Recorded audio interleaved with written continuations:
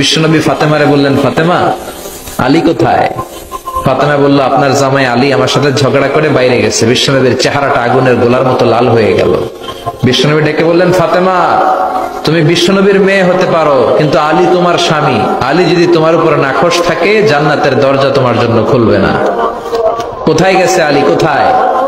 বললেন যে মসজিদে নববীতে গেছে। বিশ্বনবী যে দেখলেন বালির উপরে আলী শুয়ে আছে।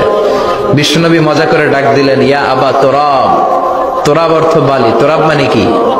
বিশ্বনবী ডাক দিলেন, ইয়া আবা তোরাব, মানে হে বালির বাবা আলী, ওঠো। এখন আলী ওঠে না, রাগ করে আসছে।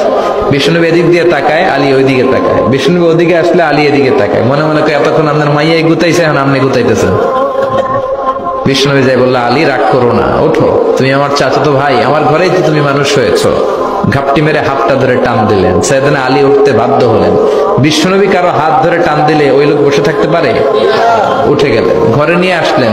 নিয়ে এসে বিশ্বনবী খাটের মাঝখানে শুইলেন। ডান দিকে শোয়ালেন আলীকে, বাম দিকে শোয়ালেন ফাতেমাকে। এবার মেয়ের জামাইকে আর মেয়েকে বুঝাতে লাগলেন, নসিহত করতে লাগলেন, গল্প শোনাতে লাগলেন। কি রোমান্টিক শ্বশুর! এরকম রোমান্টিক শ্বশুর পৃথিবীতে দ্বিতীয়টা খুঁজে পাওয়া যাবে? সুবহানাল্লাহ পড়েন। বিশ্বনবীর কাজই ছিল ঝগড়া লাগলে এরকম মিলায়া দেওয়া। কি করা? মিলায় দিবেন। সমাজে অনেকে আছে ঝগড়া লাগলে আরো লাগায়া দেয়, আছে না নাই? আগুন লাগলে কি দিয়ে নিবা? পানি ডালতে হয়, অনেকে তেল ডালে। কি ডালে? তো আগুন আরো জ্বলে ওঠে। বিষ্ণু বললেন, না, খবরদার, ইসলাহু যাতিল বাইন, মিলায় দিবেন। স্বামী স্ত্রীর ঝগড়া মিলায় দেন, ভাইয়ে ভাই কোপাকুপি মিলায় দেন, এলাকায় এলাকায় গ্রামে গ্রামে মারামারি না লাগাইয়া মিলায় দেন। জান্নাতে আপনার ঘরটারে বড় করে দিবে কে? বিশ্বনবীর কাজ ছিল মিলায়া দেয়া। বিশ্বনবী মক্কা থেকে মদিনায় হিজরতের আগে মদিনায় দুইটা গোত্র ছিল। এই গোত্রের মধ্যে 120 বছর ধরে মারামারি। কয় বছর? কেউ এই মারামারিটা বন্ধ করতে পারে না। গোত্র দুইটার নাম হচ্ছে আউস আর খাজরাজ। আউস খাজরাজের মারামারি। বাবা মরে যাওয়ার সময় ছেলের ওসিয়ত করা যায়, নসিহত করা যায়, বাবারে আমারে কোপাইছে, তুইও কোপাবি। ওই বলে আবার নাতিরে কয়, আমারে মারছে, তুইও মারবি। তো বংশ পরিক্রমায় মারামারি চলতেই থাকে, কেউ আর থামাইতে পারে না। বিশ্বনবী মক্কা থেকে মদিনায় হিজরত করতে এসে মদিনায় বাসাবাড়ি করে 7 দিনের মাথায় 120 বছরের মারামারি থামাই দিলেন। কি নবী ছিল! মিলায় দিতেন। ফাসলিহু বাইনা আখাওয়াইকুম, ভাইয়ে ভাইয়ে মারামারি লাগলে মিলায় দাও। স্বামী স্ত্রীর ঝগড়া হলে মিলায়ে দিবেন। এজন্য মায়েরা, বোনেরা, বিশ্বনবী বলেছেন, তাকফুরনাল আশিরা, মেয়েদের সবচেয়ে বড় একটা সমস্যা হচ্ছে স্বামীর নাশুকরি করে। স্বামী দিতে পারলে ভালো, দিতে না পারলে তুমি আমার জীবনে কিচ্ছু দাও নাই। এরকম আছে না নাই? স্বামী আর স্ত্রী বানায় যেজন মিস্ত্রি, সে বড় আজব কারিগর। ঠিক কি না?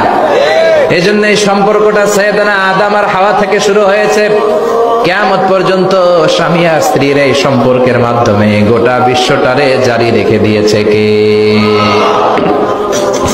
তো এই জন্য নারীদের জন্য জান্নাতে যাওয়া সহজ, তারা যদি কিছু প্রসিডিউর মেনটেন করে। বিশ্বনবী বললেন, কোন নারী যদি 4টা কাজ করে, ওই নারীর জন্য 8টা জান্নাতের দরজা খুলে দিবে কে?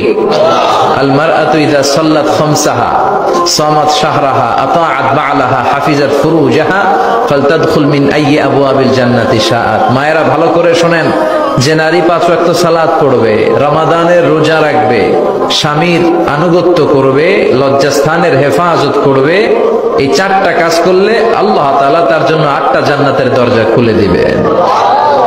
এজন্য বিশ্বনবীও কালেকশন করতেন। তো বিশ্বনবী বললেন, মহিলারা বেশি বেশি দান করো। এই কথা শোনার পরে মহিলারা দান করা শুরু করলো। কেউ নাকের ফুল, কেউ কানের দুল, কেউ হাতের বালা, কেউ পায়ের নূপুর, কেউ গলার চেইন বিশ্বনবীর হাতে জিহাদের জন্য দান করতে শুরু করলেন। বিশ্বনবীর হাত কয়টা? একটা বলে 2টা।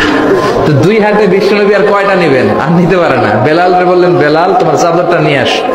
বেলাল এরকম চাদর নিয়ে ধরলেন। বিশ্বনবী কালেকশনের ওয়াজ শুরু করলেন, আর বেলাল কালেকশনের সব জিনিসপত্র গুছাতে লাগলো। কোন সুবহানাল্লাহ। এজন্য কালেকশন করাটাও সুন্নাত, তবে ওটা একটা